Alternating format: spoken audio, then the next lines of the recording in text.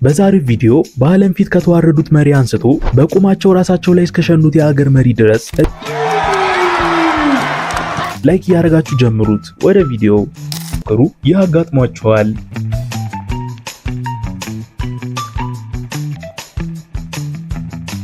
ፈረንሳይ የምትገኝ ትንሽ መንደርን ሲጎበኙ የነበሩት የፈረንሳዩ ፕሬዝዳንት ማክሮን በአደባባይ በመንደሯ ነዋሪ በጥፊ ሲመታ ታይተዋል።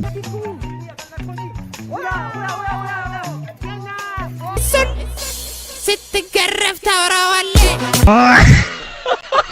በሳውዝ አፍሪካ የሹመት ቃለ መሐላ ሲያደርጉ የነበሩት ፓሜላ ሙጄዲና ይህንን ቃል ማለት አቅቷቸው ታይተዋል። Conscientiously, okay? And the best of my ability. Conscientiously, actually. በናይጄሪያ የምርጫ ቅስቀሳ ሲያደርጉ የነበሩት ሚኒስቴር ያጋጠማቸውን ተመልከቱ።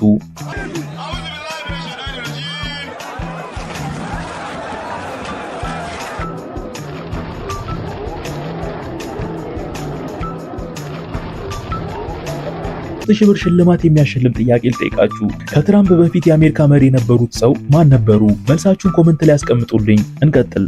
በቁማቸው ሽንታቸውን ሱሪያቸው ላይ ሲለቁ ታይተዋል።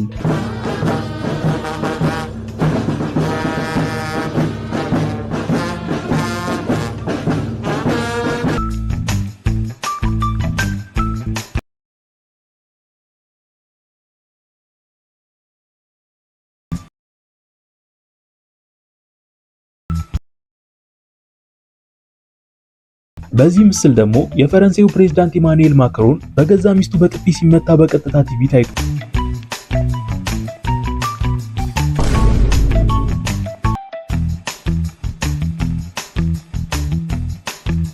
ግን የኃያሉ አሜሪካ መሪ የነበሩትን የጆ ባይደን አስቂኝ አጋጣሚ ተመልከቱ።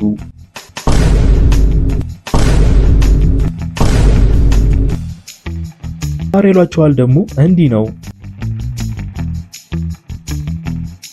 ደቡብ አፍሪካው መሪ ሲሪል ራማፎዛ በገዛ ባንዲራው ከመመታት ለጥቂት ሲተርፍ ተስተውሏል።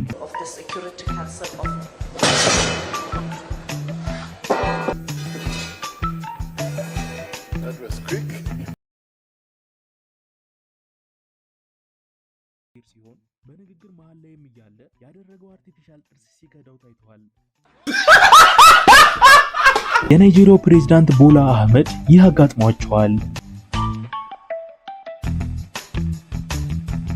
ወታደሮችን ሲያስመርቁ የነበሩት መውደቅ ልማዳቸው ሆነው ጆ ባይደን በዚህ አጋጣሚም ሲወድቁ ታይቷል።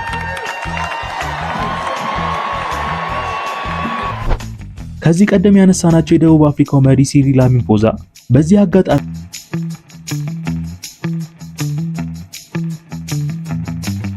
በዩጋንዳ ሚኒስቴር የሆኑት እኚህ ሰው ደግሞ ያደረጉትን ተመልከቱ።